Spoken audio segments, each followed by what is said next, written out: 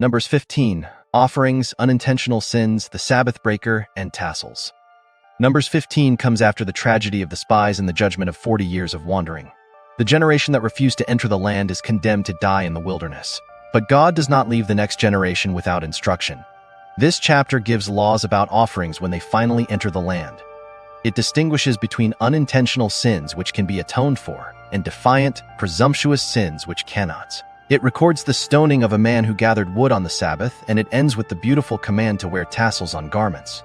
A visual reminder to obey God's commands and not follow the lusts of their own hearts. Let's walk through this chapter. Supplementary offerings. The Lord said to Moses, "Speak to the Israelites and say to them, after you enter the land I am giving you as a home, and you present to the Lord food offerings from the herd or the flock, as an aroma pleasing to the Lord, whether burnt offerings or sacrifices, for special vows or freewill offerings or festival offerings. Then the person who brings an offering shall present to the Lord a grain offering of 1/10 of an ephah of the finest flour mixed with 1/4 of a hin of olive oil. With each lamb for the burnt offering or the sacrifice, prepare 1/4 of a hin of wine as a drink offering. With a ram prepare a grain offering of 2/10 of an ephah of the finest flour mixed with 1/3 of a hin of olive oil, and 1/3 of a hin of wine as a drink offering. Offer it as an aroma pleasing to the Lord. When you prepare a young bull as a burnt offering or sacrifice for a special vow or a fellowship offering to the Lord, bring with the bull a grain offering of 3/10 of an ephah of the finest flour mixed with 1/2 a hin of olive oil, and also bring 1/2 a hin of wine as a drink offering. This will be a food offering, an aroma pleasing to the Lord. 11 Each bull or ram, each lamb or young goat, is to be prepared in this manner. 12 Do this for each one, for as many as you prepare. Everyone who is native-born must do these things in this way when they present a food offering as an aroma pleasing to the Lord. For the generations to come, whenever a foreigner or anyone else living among you presents a food offering as an aroma pleasing to the Lord, they must do exactly as you do. The community is to have the same rules for you and for the foreigner residing among you. This is a lasting ordinance for the generations to come. You and the foreigner shall be the same before the Lord. The same laws and regulations will apply both to you and to the foreigner residing among you. The Lord said to Moses, "Speak to the Israelites and say to them, when you enter the land to which I am taking you and you eat the food of the land, present a portion as an offering to the Lord. Present a loaf from the first of your ground meal and present it as an offering from the threshing floor. Throughout the generations to come you are to give this offering to the Lord from the first of your ground meal. Offerings for unintentional sins." Now, if you as a community unintentionally failed to keep any of these commands the Lord gave Moses, any of the Lord's commands to you through him, from the day the Lord gave them and continuing through the generations to come, and if this is done unintentionally without the community being aware of it, then the whole community is to offer a young bull for a burnt offering as an aroma pleasing to the Lord, along with its prescribed grain offering and drink offering, and a male goat for a sin offering. The priest is to make atonement for the whole Israelite community, and they will be forgiven, for it was not intentional, and they have presented to the Lord for their wrong a food offering and a sin offering. The whole Israelite community and the foreigners residing among them will be forgiven, because all the people were involved in the unintentional wrong. But if just one person sins unintentionally, that person must bring a year-old female goat for a sin offering.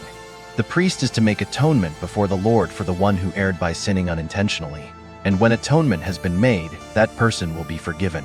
One and the same law applies to everyone who sins unintentionally, whether a native-born Israelite or a foreigner residing among you. But anyone who sins defiantly, whether native-born or foreigner, blasphemes the Lord and must be cut off from the people of Israel. Because they have despised the Lord's word and broken his commands, they must surely be cut off, their guilt remains on them. The Sabbath-breaker put to death. While the Israelites were in the wilderness, a man was found gathering wood on the Sabbath day. Those who found him gathering wood brought him to Moses and Aaron and the whole assembly, and they kept him in custody, because it was not clear what should be done to him. Then the Lord said to Moses, "The man must die. The whole assembly must stone him outside the camp." So the assembly took him outside the camp and stoned him to death, as the Lord commanded Moses. Tassels on garments. The Lord said to Moses, "Speak to the Israelites and say to them, throughout the generations to come you are to make tassels on the corners of your garments with a blue cord on each tassel.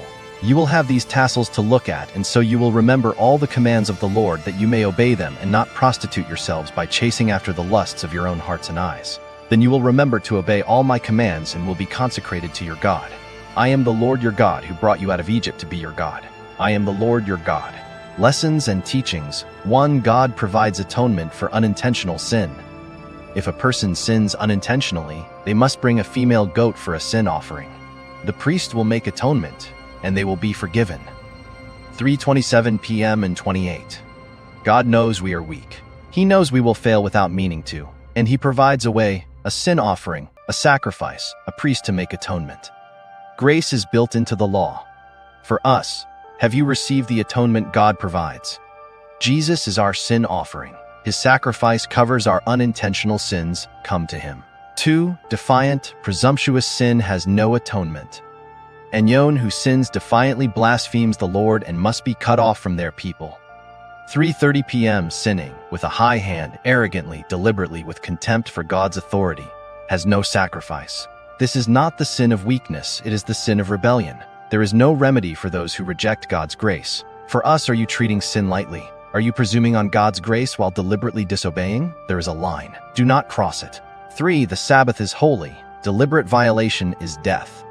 The man must be put to death. The whole assembly is to stone him. 3:35 p.m. A man gathered wood on the Sabbath. It seems a small thing, but it was a deliberate violation of a clear command. The Sabbath was a sign of the covenant. Breaking it was rebellion for us. For us, do you take God's commands seriously? Small disobedience can reflect a heart of rebellion. Honor the Lord's day.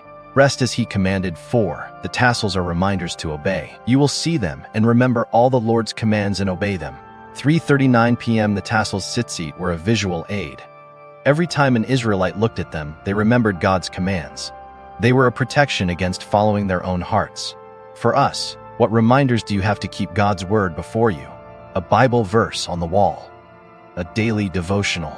A prayer routine? Create reminders to obey. 5. We are prone to follow our own hearts and eyes. You will not prostitute yourselves by following your own hearts and eyes. 3:39 p.m. The tassels were designed to prevent Israel from following the lust of their hearts and the temptation of their eyes. This is the same triad as 1 John 2:16 a.m. The lust of the flesh, the lust of the eyes, and the pride of life. For us, do you recognize the pull of your own desires? Do you follow your heart or God's commands? The heart is deceitful. Let God's word guide you. 6. Jesus is our reminder and our atonement. I am the Lord your God who brought you out of Egypt to be your God. 3:41 p.m. The chapter ends with God's identity. He is the one who brought them out of Egypt. He is their God. The tassels point back to Him. And ultimately they point to Jesus, who wore Tzitzit, who fulfilled the law, and who is our atonement. For us, look to Jesus. He is your reminder. He is your atonement. He is your God. Let's continue studying the book of Numbers. Subscribe, like, comment, and hit notification button for more videos, more Bible study, and more Bible knowledge. We got you.